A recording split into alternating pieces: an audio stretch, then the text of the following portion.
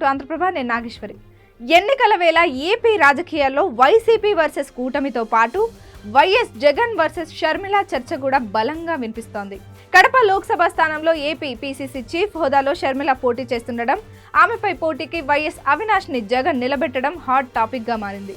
ఈ సమయంలో కడప లోక్సభ స్థానంలో షర్మిల గెలుపోటములపై జగన్ సంచలన కామెంట్స్ చేశారు. సీఎం జగన్ ప్రచారంతో హోరెత్తుతున్నారు. రోజుకి 3 సభలు పెడుతూ అవిశ్రాంతంగా పోరాటం చేస్తున్నారు.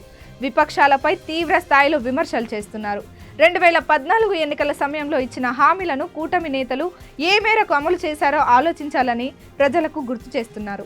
తాజాగా ఓ ఇంటర్వ్యూలో జగన్ సంచలన కామెంట్స్ చేశారు. మోదీతో ఉన్న సంబంధం, కడపలో షర్మిల పోటీ, అందులో రేవంత్, చంద్రబాబు పాత్ర, ఆ స్థానంలో షర్మిలకు వచ్చే ఓట్లు మొదలైన విషయాలపై స్పందించారు.